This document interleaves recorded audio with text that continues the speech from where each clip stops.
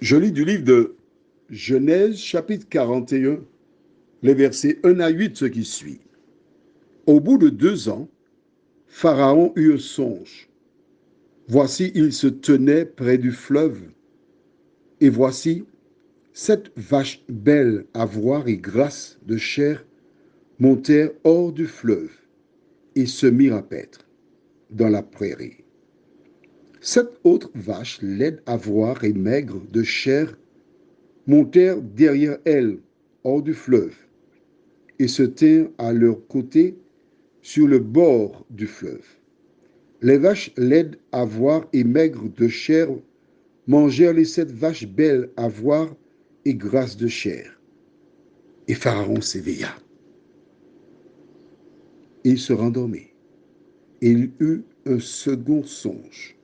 Voici 7 épis, gras et beaux, montèrent sur une même tige, et 7 épis maigres et brûlés par le vent d'Orient poussèrent après eux.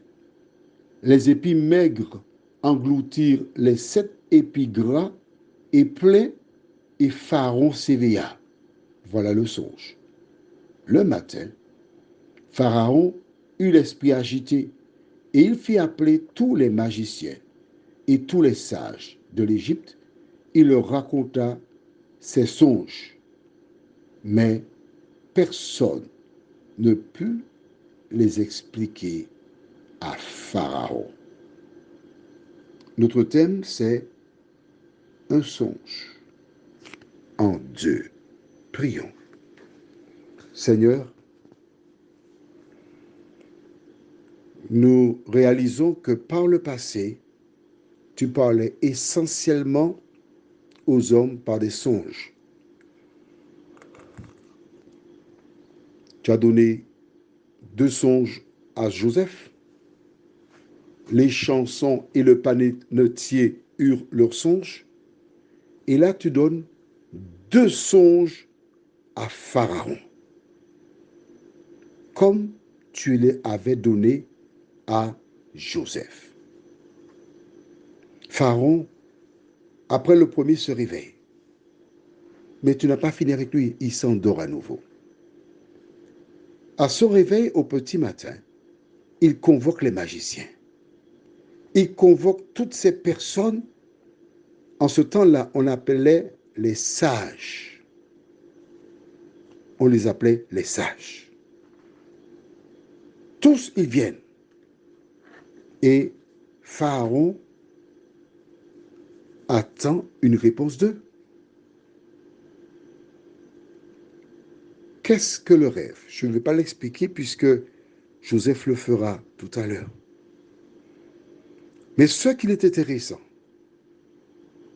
c'est de voir comment Dieu travaille. Alors,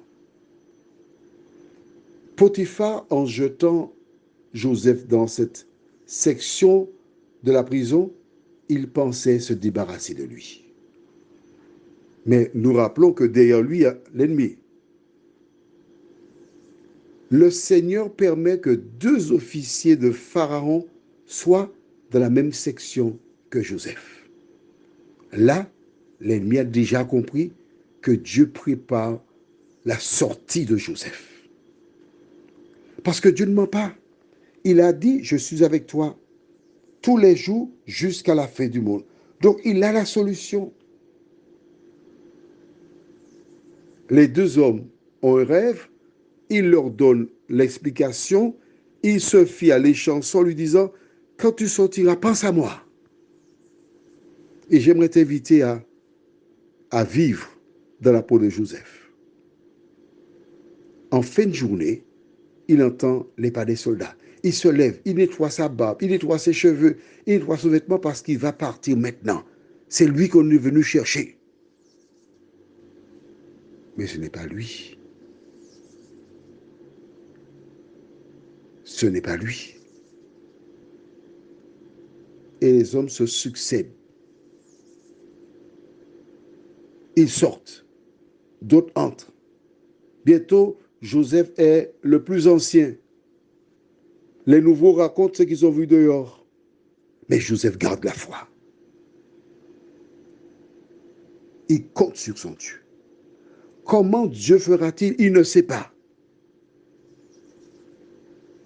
Mais voici Pharaon qui a des songes. L'Éternel se manifeste. Joseph ignore tout de cela. Mais toi et moi qui sommes derrière la scène, nous voyons que l'Éternel se manifeste. Prions. Seigneur, il nous arrive parfois d'avoir des songes et nous les oublions. D'autres personnes les retiennent. Mais là, nous comprenons que les songes constituent un mode de fonctionnement car Dieu révèle à travers les songes ce qui arrivera. Il parle à ses enfants.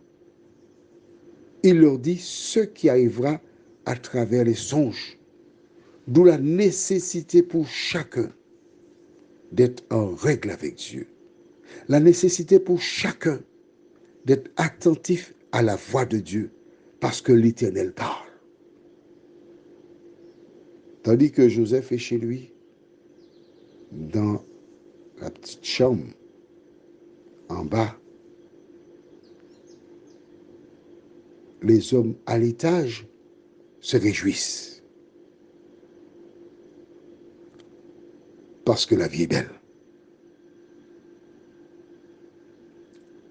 Seigneur, merci de te manifester. Alors que Joseph ne sait rien, mais tu as commencé à le libérer.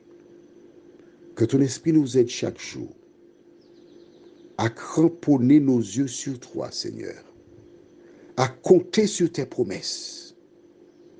Et même si elles tardent, aide-nous à l'attendre parce qu'elle viendra certainement. Merci pour cette parole, ce texte. Aide-nous à prendre le temps pour découvrir tout ce qu'il nous enseigne, nous t'en prions. Au nom de Jésus et pour ta gloire éternelle. Amen. Je te souhaite une bonne nuit.